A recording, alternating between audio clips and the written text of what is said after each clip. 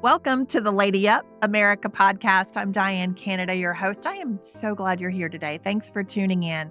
Ladies, my guest today, you know him. He's been a part of the fabric of our culture for quite a while now. As an actor, as a filmmaker, you've seen him in movies and television series. Today, we're going to be talking a lot about the state of our culture right now. He's got some strong opinions on that and was canceled from Hollywood because of his stand for Christian conservative values. I'll be right back with Kevin Sorbo.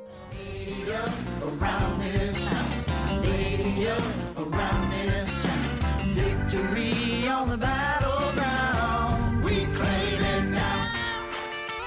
Lady up, lady up. Lady up, lady up. All right, ladies, welcome back. Thank you so much again for tuning in. All right, today we're going to welcome to our show. We're going to bring him right in because he's on limited time. Our special guest, please welcome Kevin Sorbo to the show. Hi, Kevin. Hey, how you doing? Good to be here. Thanks for having me on. Thanks for coming in. So, Kevin, I know you have a lot of great opinions right now that I share in around the direction of our country. It seems like we're in an upside down universe. When you were doing the Hercules show back in the 90s, who would have imagined that masculinity would be seen as toxic? A lot of the listeners I have are struggling with this right now. They live in suburbia. They are Christian conservative moms. They're being told that masculinity is toxic, that Christian worldview is toxic, that anything that is not affirming a lifestyle that is against the Christian worldview is unloving. Help these moms today, Kevin. Impart some words of wisdom on us today and give us a starting point. Well, it's the brainwashing that's going on for decades now. For the last 30 years in our public education through our university levels, look what we have teaching our public schools right now. Yeah. These are people that grew up in this. Why teachers now are imparting this non-wisdom onto their students is bizarre to me, because when I was in school, I'm sure it was the same for you. And I went to public schools. My dad taught 35 years, 7th and 8th grade math and biology. Teachers actually taught the classes that I was taking. They taught math. They didn't talk about changing your sex. They taught biology. They didn't talk about voting for a Democrat only. I mean, it's just crazy what's going on in the world right now. So people buy into it. You have that repetition going over and over again. You got, Hollywood controls the culture, and Washington, D.C. follows right along with it. You got the bubble in D.C., you got the bubble in L.A., and they're communicating together. Everybody in the flyover states are exactly what they look at. They look at it as just working bees for them. It's unbelievable. So people buy into it, and they get brainwashed by it, and they get so intoxicated by it that they're afraid to move, because fear is government's favorite weapon. Yeah. You saw in COVID, they used fear to control everybody's lives. They took me down. I had millions of followers on Facebook. They took me down 3 years ago because I was posting the truth about the COVID shots. I was posting the truth about wearing masks, and the makeup of 6 feet apart is going to keep you. All it was so ridiculous. I laughed about it all the time. I remember getting on, they still flew a lot during COVID. And I remember, I didn't follow that 6 feet apart as you enter the plane. So it'll always be that one woman or guy in front of me turning around, you're going to be 6 feet back. And I go, excuse me, what seat are you sitting in? Why? Are you in the main cabin? Okay. When you sit down, you're going to have a guy right next to you 2 inches away, and you're going to have another 29 people closer than 6 feet. And I mean, it was all so ridiculous, but fear is the weapon they want to do to control our lives. And that's what this is all about. It's about control. People need to wake up. Yeah. Every movie that I've been doing over the last 6-7 years, I shoot 4 or 5 movies a year over the last 15 years. In every movie I do, I get at least one person, if not a dozen, during the shooting process coming up, hey, thanks for being a voice for us. And I go, well, be a voice for yourself, but they're all afraid. Right. Because the gays are out of the closet in Hollywood. The Christians that are now in the closet, and the conservatives are in the closet. They need to open the door and wake up. Yeah. For that mom listening right now that wants to take a stand, we don't have to be ugly about it, but just taking that stand, having the courage to do that. I think that's so important right now, like using our voice, but there's so much consequence that comes against her, against all of us for speaking up. I think we just have to get over it and understand that, we've got one audience to live for, and that's the audience of one up there. And I don't know, I think we need to be a lot more afraid, if we're going to be talking about fear, we need to be a lot more afraid of facing him one day than what might happen in this culture. For of courage. Course, you talk about a toxic masculinity thing. It's ridiculous. Yeah. It's just one more way to have more control over your lives. Yeah. You look at the people that we're raising right now. And I mean, pardon me, but they are a bunch of wusses. It's like, who do you want protecting you? And I'm seeing more and more videos now that my sons will. You met one of my sons earlier. That they show me these videos of these liberal women saying, "I've been dating all these whippy men. I'm afraid I'm a Democrat. I'm afraid I'm gonna have to start dating a conservative." And we need to wake up. Just be a voice. Look, I got canceled. Here I am. I'm still working. Did I lose some friends? Yeah, I lost friends. But I'll tell you something. If you can't have friends that have an opposite point of view, then they weren't your friends to begin with. Exactly. I have liberal friends. I've worked in Hollywood over 40 years. And I'm with basically every single set I've been on, there's been a gay person or two or more. You're not going to find one that says I was mean to them or evil to them. You won't. You just won't find that. Yeah. Here's my problem. I have a problem, and I do this a lot in my speaking events, that why isn't Pride Month? Why does Pride get a month? Our veterans, our mothers, and our fathers get one day. Explain that. It makes no sense. Give them a day. That's fine. But you've seen their parades. Yeah. The parades are it's just demonic. It's demonic. They're doing sexual acts on each other. And parents are bringing their 5-year-old kids to these things. Yeah, it's absolutely pathetic that we're going down this road and letting people are afraid to bring up. Speak up. Yeah. You can't, the Antifa stuff and this Black Lives Matter stuff, all lives matter. I get in trouble for saying that. I don't care. It's true though. All lives matter. And I heard somebody say something that was so smart. They said it's not that the darkness or that the evil is getting stronger. It's that the light of the church is getting dimmer. We are not using our voices. We're not speaking up. I can tell you, Kevin, there are a lot of us women out here who love a good, strong man. We are pro-man. We are not trying to emasculate men. We look at things like what's happening in our culture right now. Even just outside of our culture, the things that have happened this week with the strikes on Israel, that peace through strength idea that we are so grounded in, that we were so grounded in America.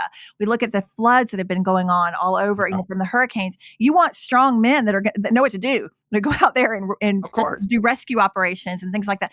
I think it is so sad. And I think too, so many of the men, I just want to give a big apology to the men on behalf of women who appreciate good, godly, Christian, strong men, because they're getting such a confusing message all the time too, and from Hollywood. What gave you the courage? Like, what was it that you said to yourself when Hollywood was trying to cancel you because you're very openly conservative, openly Christian? Sure. You talk about a consequence, that you endured. What was it that you said to yourself in your head that gave you the kind of the for the courage to say, I'm out of here?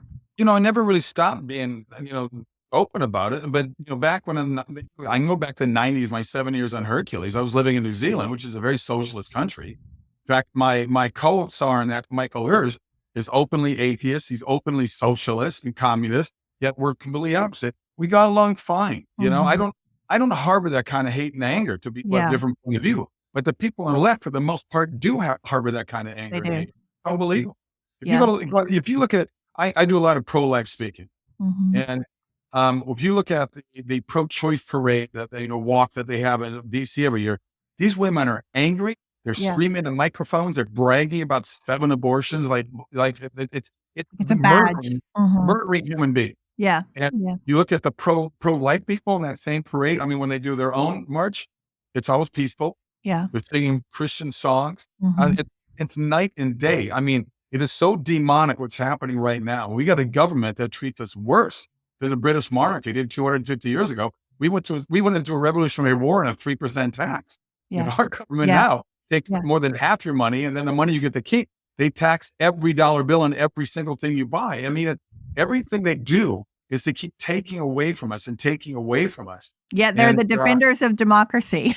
Oh, yes. I'm one of the people, I'm going to say this right now, get out and vote. I think number one, we got a lot of pastors that are woke. And pastors need to remember they work for God. They don't work for government. The only thing God and government have in common is the first 2 letters, G-O. That's it. Pastors need to wake the hell up, because I've seen so many woke pastors openly talking about abortion is okay and don't be talking about all these crazy movements are okay. But if you got somebody that believes that, God is a creator of the universe, you're somebody who believes that government, what's important about government, even though capitalism isn't the most perfect, it is the best thing. It's made America the greatest country in the world. We're destroying that now. Yeah. The administration has had 20 million people into the border. We've got Oh 50% gosh, of Christians out there, 50% of Christians that don't vote. I know. I'll tell you right now, they're gearing up to steal this election just like they did 4 years ago. Yes, they are. I'll argue this with anybody. There's no way Biden had more votes. There's just no way. No, no, there's no way. Looking at Kamala, Kamala's only qualifications, vice president, and these are Joe Biden's words, I'm going to hire a running mate, a woman of color. That's right.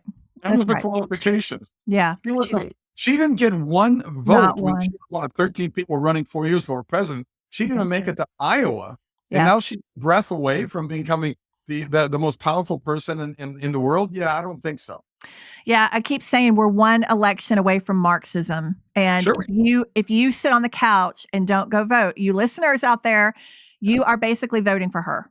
I mean, that's pretty much how it is. You know, I know there are a lot of people that may have to hold their nose and vote for Trump if they just don't like his personality, but we got to vote policy. But you're not voting for a personality. No. You vote for somebody that's good at what he does. Every time I ask anybody who says they hate Trump, I go, what policies when he was in president for 4 years do you hate? They go, he's a jerk. Being a jerk is not a policy. Exactly. And you got to remember this, okay? Before she announced a run for presidency, all the talk shows wanted him on. Hollywood wanted him to cameo all their movies and all their TV shows. Yeah. And then once he said, he was registered Democrat. Yeah. So like John Boyd and Dennis Miller and many other celebrities from Hollywood, they say the party left me. I didn't leave the party. Yeah. If you look at that 1960, the inauguration speech of John F. Kennedy, that is not one Democrat who talks that way today. Kennedy today would be a conservative. Yeah. You know that our founding fathers are rolling in their graves. Probably Reagan is too. You know, so let's talk about John Voight. Let's talk about the Reagan movie for just a sec. Very timely. We went and saw it. It was wonderful. I feel like it should be required viewing for every American right now, because it's like we're having deja vu of his time period right now. What was your biggest takeaway or lesson, maybe a surprising lesson you took away from being a part of that? No one really surprised. I mean, we live in the free state of Florida. We escaped California 6 years ago. So we left the worst governor for the best governor. But we lived only 6-7 miles from the Reagan Library.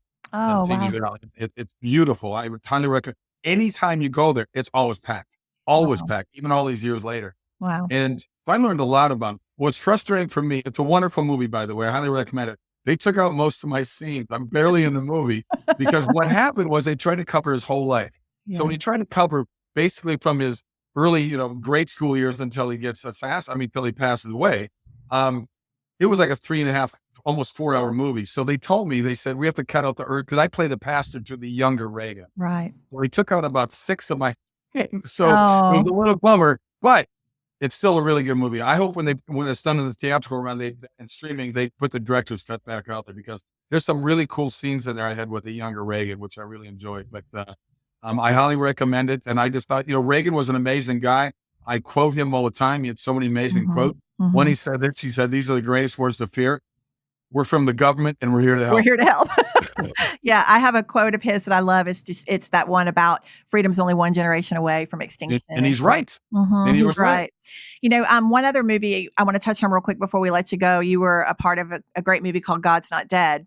And I want to give a shout out to my friend, Dr. Ming Wang. He played the Chinese student in that you gave such a hard time. I think he's in the most recent one too. The God's Not Dead Part 5 opened last week. Oh, great. Yeah. So I'm in the first one. I got a break because it did the best. I mean, a $2 million movie made $140 million. Oh, wow. I know they had God's Not Dead 3 and 4 were in theaters in like 3 days and we're out. This one, I actually saw the trailer. It looks quite good. So it was a blessing to be part of that movie. Yeah. And I got to tell you that really what got me going was a movie I did a couple years earlier called What If. Dallas Jenkins directed that. Mm-hmm. Oh, yeah. From the same writer that did God's Not Dead. And my book, What If, is a better movie. If you haven't seen it, I highly recommend it. And that really set me down the road to want to do those kind of movies, because we get hit up all the time on Sorbo Studios. I recommend people go to sorbostudios.com. Yes. For people saying, I became a Christian because of your movies. Yes. That is like, this is the road that God intended me to be on and my wife to be on. My wife certainly is, we're equal partners in Sorbo Studios, but she does a lot of work in the homeschooling world. She's kind of the ward in Washington, D.C.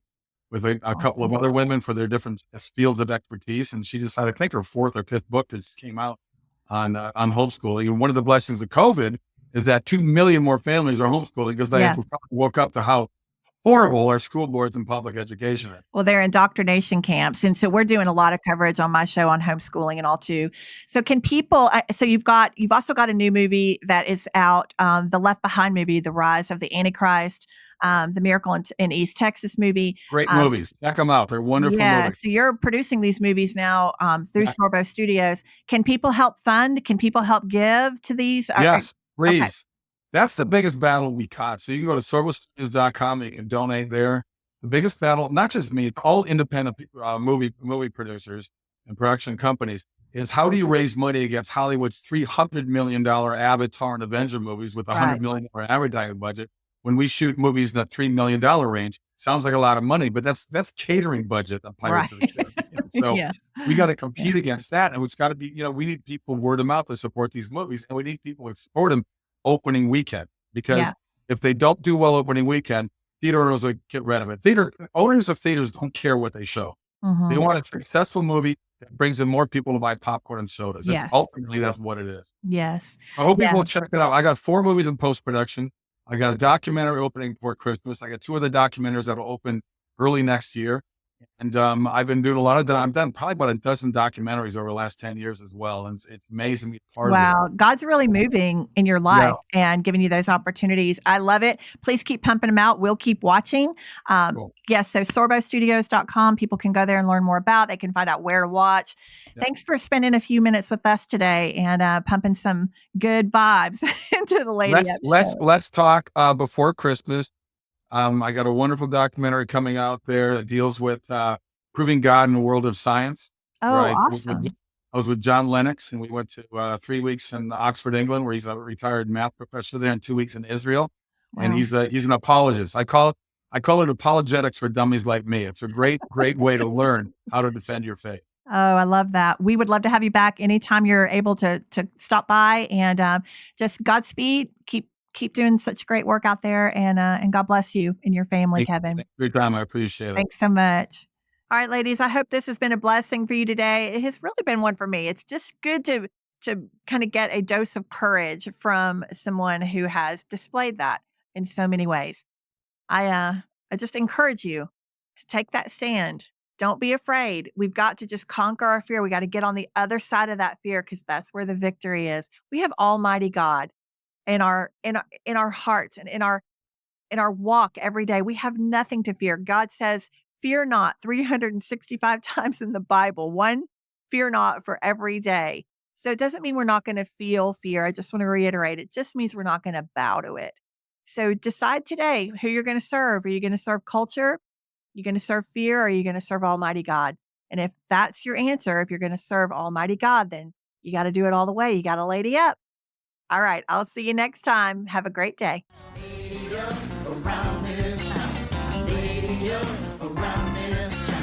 Victory on the back.